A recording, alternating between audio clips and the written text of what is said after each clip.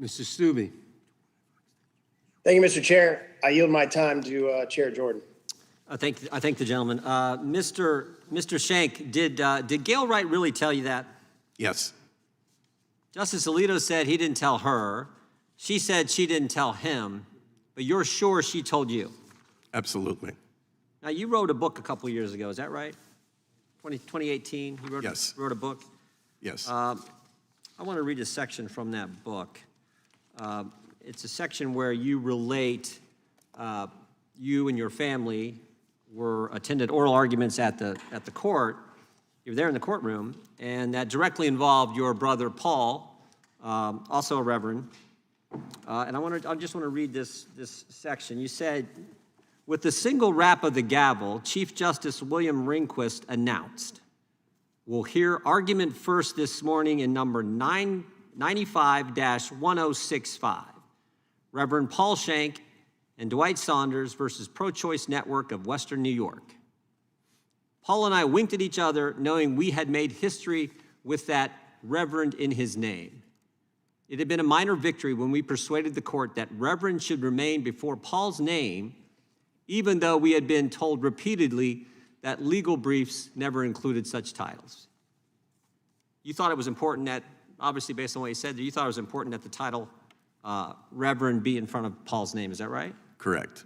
And why was that? Because we saw it as a religious liberty matter, and that would make it clear that it fit in that category. Did Chief Justice Rehnquist really say that, the way I just read it from your book? I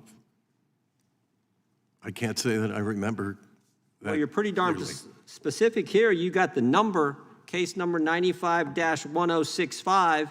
Very next word says Reverend Paul Shank. You made it a big deal. Thought it's the first time it's ever happened. I'm just asking, did it really happen?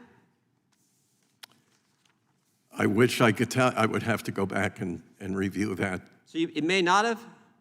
Possibly not. Why do you say possibly not? You were emphatic in your book.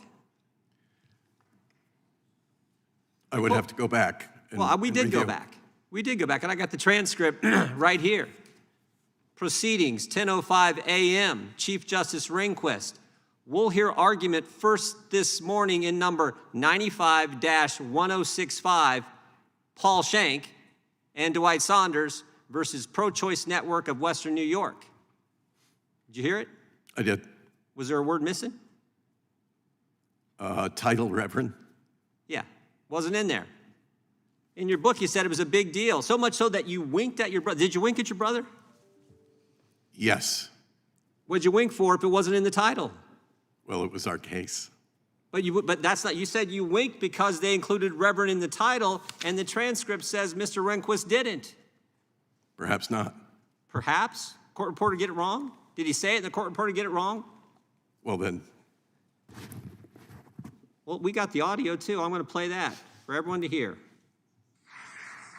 We'll hear argument first this morning, number 95-1065, Paul Shank and Dwight Saunders versus Pro-Choice Network of Western New York. Reverend, did you hear that? I did. Was there a word missing that's different from what you put in your book? A title, yes. What was that title?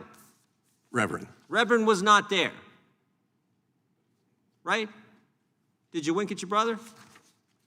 I think I did. In fact, I think I actually hooked him. So now you got more details. You got the key detail wrong, what you were writing about in your book, but now you remember an additional detail.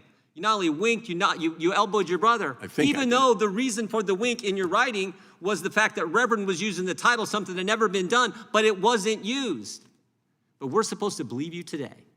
We're supposed to take your word over Justice Alito's word. We're supposed to take your word over a lady who gave you dollars donated to your cause, Miss Gail Wright. You're disparaging her name, Justice Alito's name, and the court. And you have this, which obviously didn't happen. We got the transcript, we got the audio, but you made it a big deal in your book. One thing I've learned, people who mislead folks on small things, mislead them on big things. And you know what? You can lie in a book, it's not a crime. You can lie to the New York Times, that's not a crime. But when you come in front of Congress and you say things that are not true, you're not allowed to do that. You're not supposed to do that. And we have seen it. You're not supposed to do that. I yield back.